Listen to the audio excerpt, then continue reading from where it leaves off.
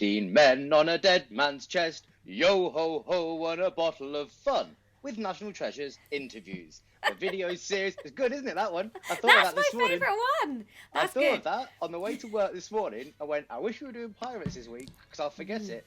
But welcome to National Treasures Interviews, the interview video series by me, Will Duggan, and Laura Lexx, the spin-off, not Laura, the interview series of the podcast National Treasures that Laura and I host having nice days out around the country. That's off the menu at the minute. It's like yesterday's beef, no longer able to be sold, so we have bought today's beef, and it's virtual beef, it's internet beef. Not like two rappers having a fight, this is beef Kobe steak. Welcome. Hello, Laura. Hello, Will. Wow, you really went for that one today. That was a lot. I've really eased into it as the weeks have continued. But what I think is funny, though, is that, yes, you have, but this is the second video we're putting out. So chronologically, you're going to get really good for a week and then go back to being juddery. Let's do another one. No. Hi guys. Interview time now. How are you today, Laura? I'm all right. I've got a bit of a headache and I haven't achieved as much as I should have done, but it's all right, isn't it? Yeah. I just ate a big handful of Haribo to make sure I had enough energy to do this. Boo-boo! I edited a recipe today. I had satay chicken noodles. The last time we had it, I thought, there's not enough spice in this. There's too much coconut in this. Played with the format. I've made Citizen Kane in noodles. Well, that's more than I've done. That's a lot more than I've done. Yeah, I've been looking forward to this mainly, is what my day has been. So let's get on with this. Our guest today, we're excited about this because we've timed our chat to coincide with their wonderful festival. So, here to talk about all things Viking, and in particular the Jorvik Centre in York, can I please welcome to your screens Dr. Chris Tuckley. Yay. Hello. Hi there. Hi, Will. Hi, Laura. Hello, thank you so much for joining us. I love it when we have a doctor on. It makes it feel like we're very important. You are very important, absolutely. Oh, this is going swimmingly. You can come back. So why Vikings, and why are you a doctor of Vikings? Well, I've got a PhD from the University of Leeds, and it was in medieval studies, but it wasn't particularly focused on Vikings. I've been involved with Vikings since 2004 when I started working at the Jorvik Viking Centre, when I was working initially in the shop there. But no, I didn't start out with a particular interest in Vikings. I just sort of fell into it, really. Okay, so the Jorvik Centre, it's in York, where did the Vikings all live up north? Did any of them come down south? They got all over, really. They didn't keep to one place. In fact, they sort of spread out and spread themselves around quite a lot. They certainly settled in the north and east of England. So often when we think of Viking England specifically, we think of the Danelaw region. And that's the area where they sort of moved in and settled down. But they got everywhere.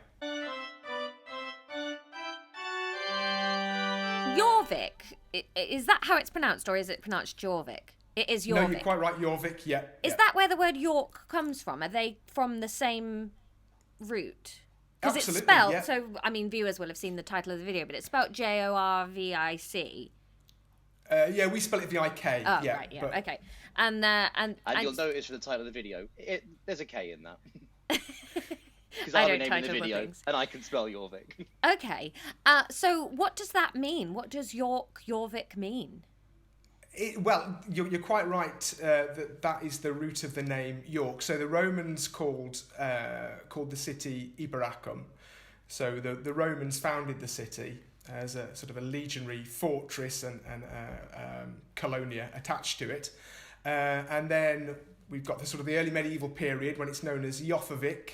And that gets contracted down. We have an invasion by a Viking great army, and they capture the city in 866. And the city really takes much of its modern shape from the Viking period, and they called it Jorvik. So that's the Old Norse name for the city of York. And then it gets, again, shortened down to just York, which is the name, obviously, by which it's known today. And that's great. I just really enjoyed that I was just saying that's great. Sorry, but I sort of mumbled it 'cause I didn't want to ruin the flow of the interview. But by doing it quite mumbly, I have.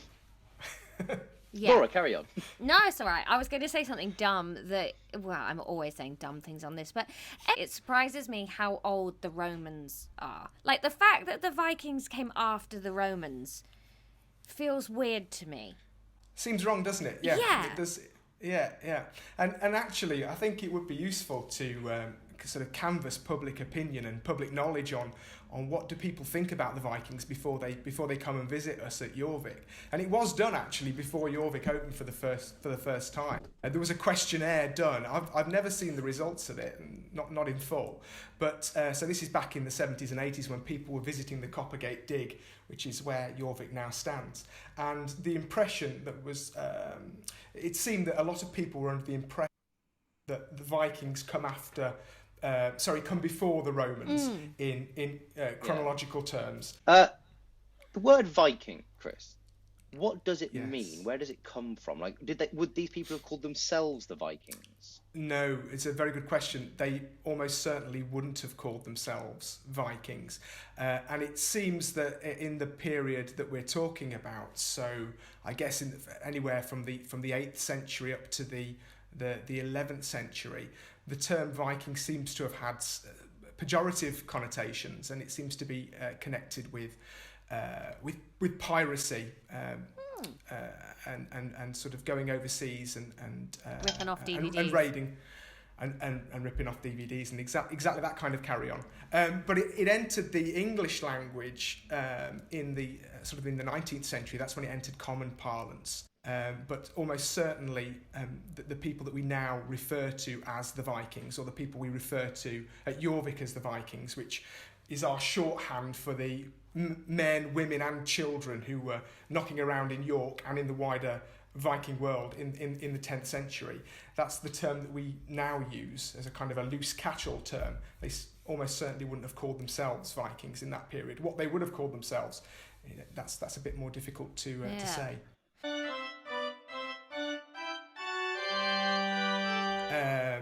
But a lot of these terms have been interchangeable over the years. Norseman, Norman, Viking, Viking. They've all been bandied around, sometimes fairly carelessly.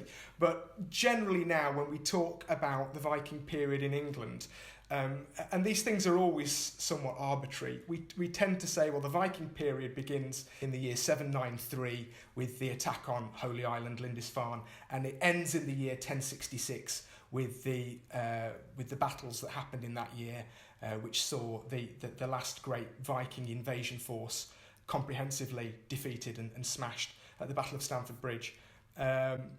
So that's one way of marking out this period. But there's a great deal of slippage if you're thinking about the movements of peoples, travel, migration, trade, exploration. It doesn't sit neatly within those parameters, and nor do people sit neatly within those parameters either. I think that's something we increasingly appreciate, is that there's always movement of people. Yeah. Totally. We have this image of Vikings coming over in longships and their raiding parties of hulky men who come here and rape and pillage, etc., etc.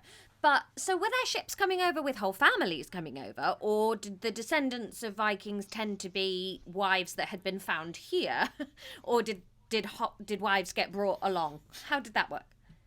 Well, if we're thinking about something like the Viking Great Army, so this is the army that came over in the 860s from Scandinavia and spent the next decade campaigning around the British Isles. Archaeological evidence has been looked at very closely of particularly sites where we know the Great Army was encamped, and it seems that as well as the men that you would expect to form the fighting force of the Viking Great Army, as well as men being part of this Great Army, there seem to have been women and children along as well. That's borne out by some of the artifact evidence that comes from these sites. So we think that, yes, to an extent we can think of the Viking Great Army as being a bunch of big men out for a fight. But again, when you look at the archaeological evidence they've left behind, it seems almost like the Great Army was more like an entire town on the move. And actually, that's, when it moves into York, that's when we begin to see the beginnings of York as an urban space. And as a town. So in a sense, the Great Army ushers York into existence as a town as we know it today.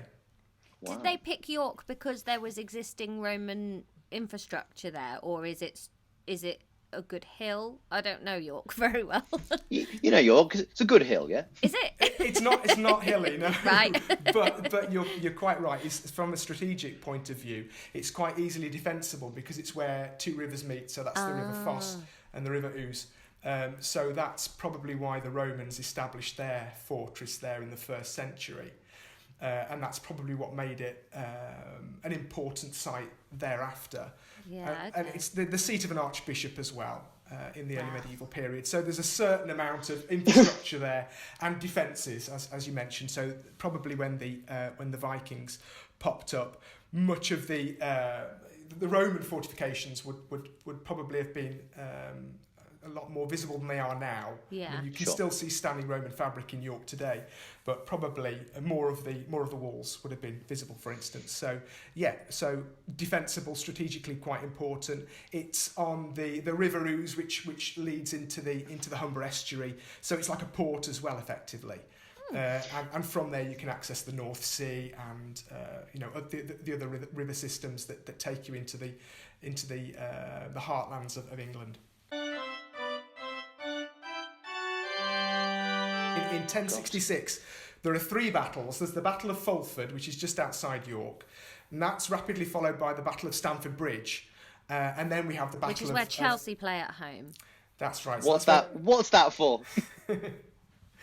It's a different Stamford Bridge, but when you Google it, What? you do get those It's sorts not of the results stadium? as well. You're It's kidding not the stadium. me. No, it's just Different outside York. Harold, different Stamford Bridge. Is anything real anymore? No, I'm afraid Everything not. we thought we knew about the world. So, Harold lost 5-0 at Stamford Bridge to Good King Wenceslas.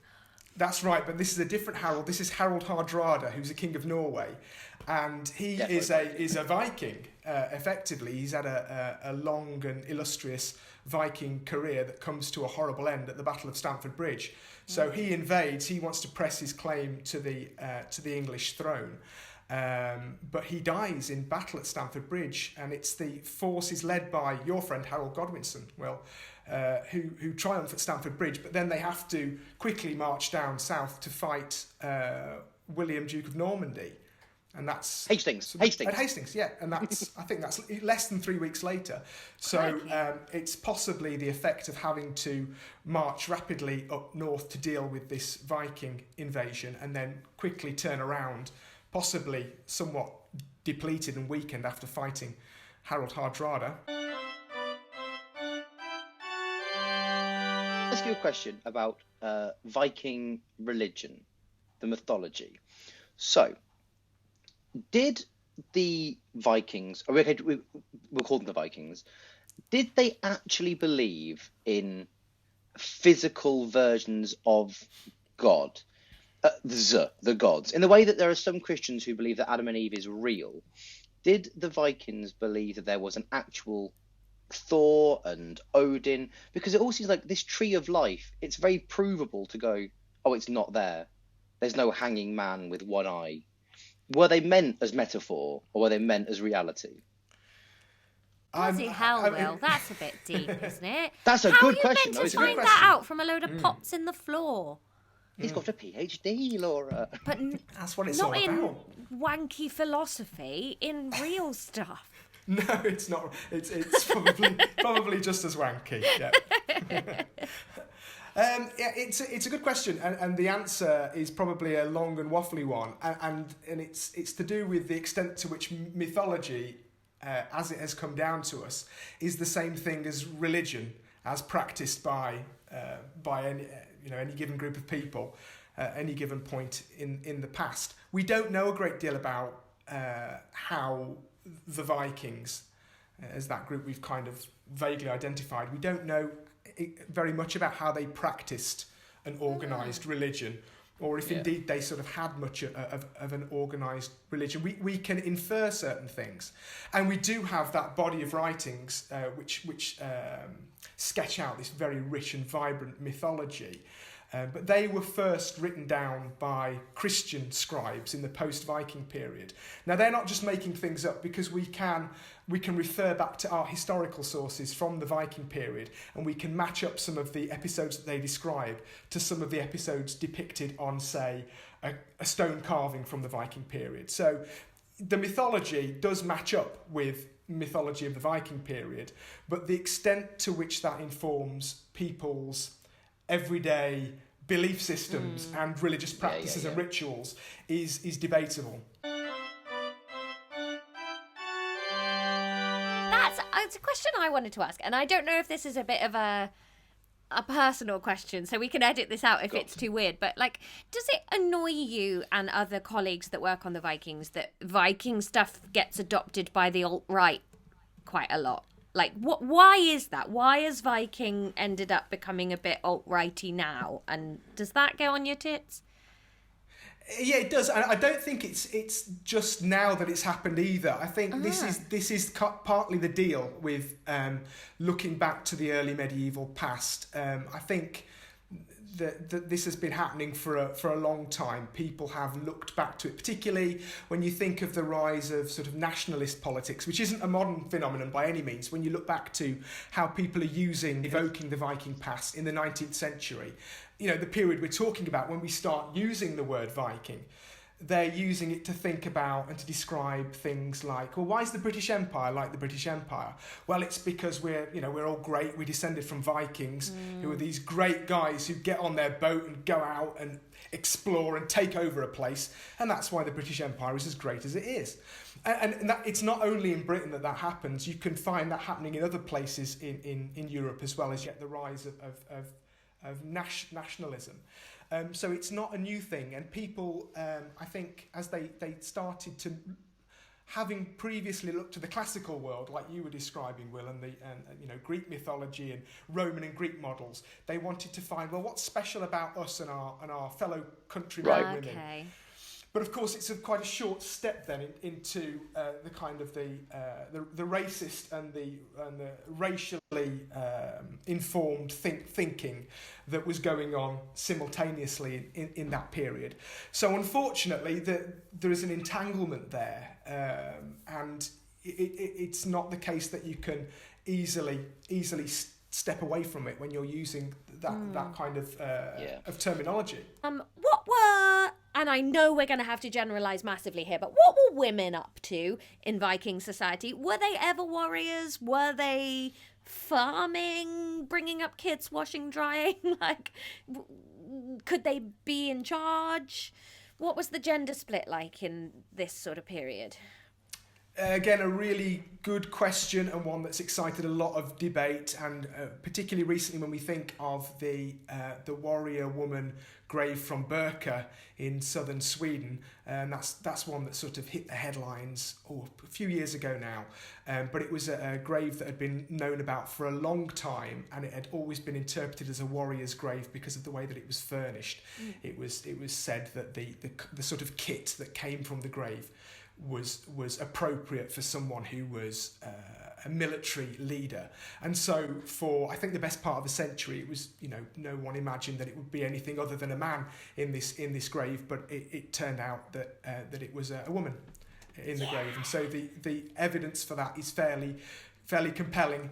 But I think, again, if you think about what I mentioned earlier with the Viking great army and the makeup of that, it seems that and again, it's not only the archaeological evidence. There is some historical evidence, contemporary historical evidence, for women and children travelling around as part of these great armies. So when these big invasion forces really get underway in the second half of the 9th century, women are travelling along as well. We have a skeleton. It's one of 2 complete skeletons that were found at Coppergate that's on display at Jorvik, and it's a woman's skeleton, and that's been subjected to a range of analyses, but there's an isotopic analysis, which I'll leave to cleverer people than myself to explain. It's demonstrated that she seems to have grown up in southwestern Norway, possibly in the far north of Scotland, but equally possibly in southwestern Norway. So it seems that she has at some point travelled a long distance, whether, you know, if only overland or, you know, from Scotland down into York or across the North Sea. So women are getting around. We have really strong women in the saga accounts who are sometimes getting involved in some of the, you know, the fighting. The Valkyries are women.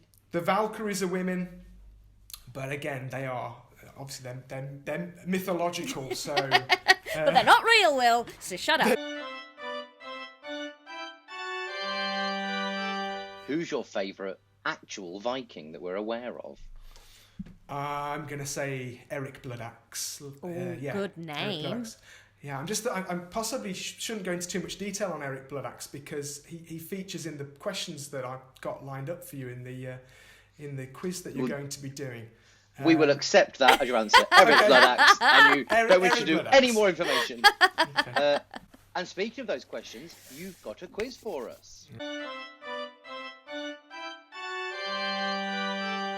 Now, Will, I think that this is a true or false quiz. Would you like to go first or second in getting first choice of true or false? Can I go first? You may. So question 1, Vikings wore horns on their helmets. False! Will's going false. I'll take true then. Well, I think really we should probably say false on this one because we've yet to find any hard evidence for Viking era helmets with horns, which is to say that nobody ever decided it was a good idea to wear horned headgear in the Viking period, but we are lacking hard evidence. And we do have 1 or 2 helmets that have survived from the Viking period, but sadly none of them have horns or wings or any of the other appendages that are sometimes associated with Viking. Well, you did sort of say that it loosely ended the period, but you used the word loosely to suggest that maybe, why would they have just stopped raiding altogether? I'm going to say false. Well, I have to say true. Okay, so Will, you're going for a sort of a hard cut-off in 1066. When Harold Hardrada is defeated, the Vikings sort of lose heart, and that's the end of that. Well, actually, it is false in that we know that the remainder Viking menace, although the ways in which it materialised, it didn't materialise in quite as spectacular a fashion as it had done in the sort of 9th and 10th and 11th centuries. True or false, the last Viking king of York was Eric Bloodaxe. Okay, so here's what I'm thinking. I'm thinking false. I'm thinking the last Viking king of York was Harold Hardrada, but he was at Stamford Bridge, which is London. And could you have got from York to Hastings in 3 weeks? I think yes. Quick march. Literally a quick march. So I'm going to say the last Viking king of York was Eric Bloodaxe. False. And I'm going to say true because I think he was. Well, what we say at Jorvik certainly is that Eric Bloodaxe was the last Viking king of an independent Viking kingdom of York. Yeah. So this is a Norwegian king, Eric Bloodaxe, who was booted out of Norway, travelled around a bit, and then managed to get himself set up as king in York. Okay, so go on, Laura. True or false, Viking children play board games. I want to say true just because of how much I love board games. I'm going to say yes, they played some sort of gods made of marbles construction. I am going to say false, but I know it's true because I own the Viking game that I bought at the Jorvik Centre. Okay, well, I think that's very heroic of you, Will, to go for that option, because you're quite right. They did play board games.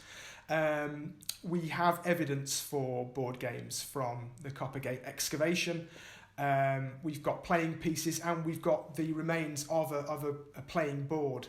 And we think it was for a game called Nefertafel, which I think is the game that you're referring to, Will. True or false? In the Artefacts Gallery at the Jorvik Viking Centre, the acronym LBT stands for Longboat Treasure. That would make LGBT long gay boat treasure. True. You're going true. I'm saying false. I think it stands for Lovely Bottom, Tanya. And that's what they said when they arrived in Angleland and saw the Saxons for the first time. Well, I think, Laura, actually, you're possibly closer to the correct answer than you might think.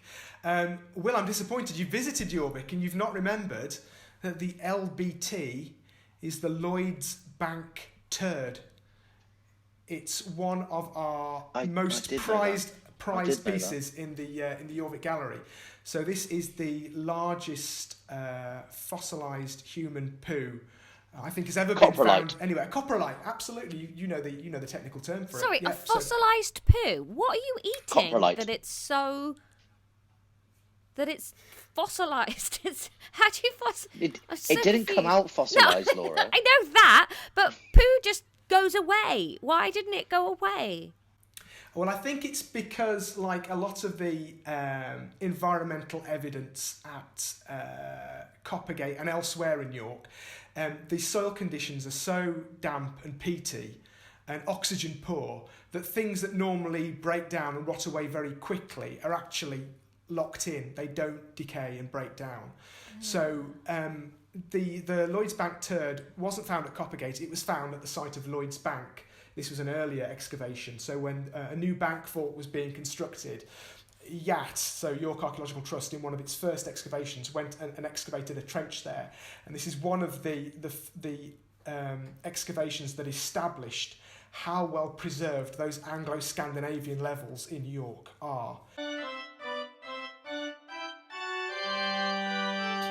So, Chris, I know that people obviously will know of the Vikings, but if they didn't, if the Vikings had completely passed someone by, what is some good literature, movies, paintings that they could look at to get a grounding in Vikings, other than, of course, the Viking Centre, York? Other than the Viking Centre, okay, well, we have our annual Viking Festival, and obviously this year, because of the situation that we all find ourselves in, it's moved to a fully online model. So actually there's loads and loads of Viking content, and that's going to be all kinds of things. It's going to be stories, talks, demonstrations, and even one or two bits of comedy as well, all mixed in there as part of what we're calling That Jorvik Viking Thing, that's going to run between the 15th and the 20th of February. So you can find that online, and a great deal of it is free to access. And what's the address they would go to find that? That's jorvikthing.com. So we're looking at what we can do to boost our online presence, really. But I would always recommend that if you can't make Jorvik your first port of call, then you can have a look at our website, and you'll find lots of interesting material on there. In the way of other things, I mean, you can take your pick, really, can't you? It's whatever sort of Vikings you fancy looking at. The book I'm reading to my children at the moment is The Saga of Eric the Viking by Terry Jones of Monty Python. The Python? Yeah. And it's a book I read myself a few years ago. It's a children's book, but I only read it for the first time a couple of years ago, and I really, really enjoyed it. And it's essentially like a long fairy tale, but with Viking trappings. And it's a nice evocation of a Viking world. Now, the illustrations have Vikings with horned helmets and winged helmets and all that sort of thing, but, you know, who cares? What's a Viking at the end of the day? It's sort of whatever you want it to be, in a way. And I do like the saga of Eric the Viking. So just one more time, that is jorvikthing.com, where you can find all of the stuff, because it sounds great, this festival. Like, I've got the website open here. You've got an evening with Einar Selvik. Yeah, so he's the chap who composed much of the music for the Vikings TV series, and I think he's got quite a following amongst Viking fans, but also fans of sort of metal music and that kind of thing. But he's been a supporter of the Viking Festival for a good few years now. And when you are open in the future, what's the accessibility like at Jorvik? Like, do you have ramps and audio tours for those who have problems with sight? What's it like for that kind of stuff? Well, we've recently won an award for our work towards accessibility. Hey, well done. So we do pride ourselves on being an accessible attraction. So yes, visitors will find lots of provision, and the best way to find out how to make the visit meet your requirements is to have a look online at the various resources that we have on there. So that's for all kinds of audiences can have a look on there and see how we can best meet their requirements. How Brilliant. young would you say is too young to be coming? Like, if I've got a 2-year-old, are they going to be... Well, not 2, because they're just... Nothing's good for a 2-year-old. But, like, 5? Is there stuff that's, like, quite entertaining? Yes, well, Jorvik's always had a ride, and who doesn't like going on a ride? So that's a ride around the reconstruction of the Viking era landscape. So that's fun for anybody. Yeah. Smells like poop. It smells like poop. It does when Will visits. And also our interactive Viking team as well. So they are very adept at chatting to visitors of all ages and of all backgrounds, really. So I think we certainly would like to think that we're a fun and educational visit for people of all kind, all ages, all backgrounds. So I would recommend a visit to people young and old. And jorvikthing.com. What like social medias do you have, you personally, and also the centre? Oh, now you're asking. I think they're at Jorvik Viking, and I think I'm at Chris Tuckley on Twitter. Great. Go and give them both a follow. Perfect. Thank you. Yeah. Thank you so much for joining us. Everybody It's been a pleasure, watching, thank you. I give you the wonderful Dr. Chris Tuckley. Thank you for watching another episode of the National Treasures interview series with me, Laura Lexx. And me, still me, Will Duggan. We're very grateful for you coming back. You will know that we already have one video up with the wonderful Dr. Kate Stevenson chatting about Gladstone's land, and we will be putting up a new video every Sunday. Obviously, this is a bit of a new venture for us. We're branching out from the podcasting because of COVID, etc. So we really need all the help we can get. If you can like this video and comment underneath, it just helps it show up in more people's "you might like this" suggestions. And if you can subscribe to the YouTube channel, it's all super helpful for us getting these videos off the ground. I want to be one of those YouTubers that goes in like boxes. I want to fight some teenager who plays Twitch. So do like and subscribe so I can be a YouTube guy. What are you talking about? YouTube guys, they box each other now. KSI box Logan Paul. Will Duggan's going to box, I don't know, Hugh Fernley Witchenstall or something. Point is, like and subscribe. And please sign up to the Patreon so that when Will knocks his face in fighting children, I still have an income. You can find us on Twitter and Instagram at TreasuresPod, and you can email us with suggestions, or if you'd like to come on and be interviewed, at nationaltreasurespodcast@gmail.com. That's everything.